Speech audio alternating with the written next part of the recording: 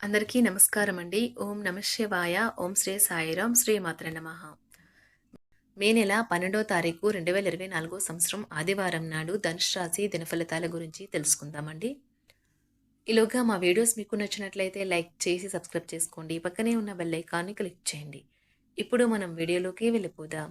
ముందుగా ధనుసు రాశిలో ఉండే నక్షత్రాలు వచ్చి మూలా నక్షత్రం 1, 2, 3, 4 పాదములు, పూర్వాషాఢ నక్షత్రం 1, 2, 3, 4 పాదములు, ఉత్తరాషాఢ నక్షత్రం 1వ పాదము ఉంటాయి. ముందుగా నేటి పంచాంగం నెల మే నెల తేదీ 12వ తేదీ సంవత్సరం 2024 సంవత్సరం తిథి పంచమి, నక్షత్రం ఆరుద్ర, కరణం భవ బాలవ, పక్షం శుక్లపక్షం, యోగం ధృతి, రోజు ఆదివారం, జన్మరాశి మిథున రాశి, అభిజిత్ కాలం వచ్చి ఉదయం 11:50 నుండి 12:44 వరకు ఉంటుంది. దుర్ముహూర్తం 5:15 నుండి 6:09 వరకు ఉంటుంది. రాహుకాలం సాయంత్రం 5:21 నుండి 7:03 వరకు ఉంటుంది. యమగండం మధ్యాహ్నం 12:17 నుండి 1:59 వరకు ఉంటుంది. ఈ రోజు దిశాశూల పడమర, అనగా పడమర వైపు ప్రయాణం చేయడం నిషిద్ధం. ధనుసు రాశి వారికి ఆదివారం నాడు గోచార రీత్యా జరగబోయే శుభ అశుభ ఫలితాలేంటో ఇప్పుడు మనం చూద్దాం. ధనుసు రాశి వారికి ఆదివారం నాడు సోషలైజింగ్ భయం మిమ్మల్ని బలహీనను చేస్తుంది. దీనిని తొలగించడానికి ముందు మీరు ఆత్మగౌరవాన్ని పెంపొందించుకోండి.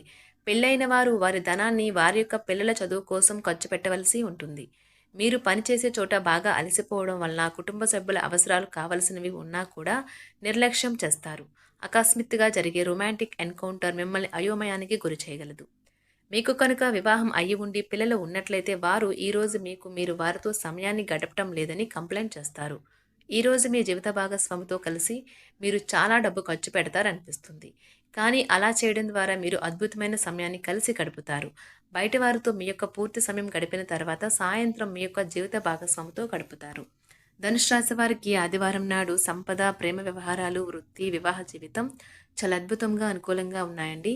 ధనుసు రాశి వారికి ఆదివారం నాడు అదృష్ట సంఖ్య వచ్చి 5. పరిహారం వచ్చి సంతోషకరమైన కుటుంబ జీవితాన్ని గడపడానికి 4 సీసపు భాగాలను పారుతున్న నీటిలో వేయండి.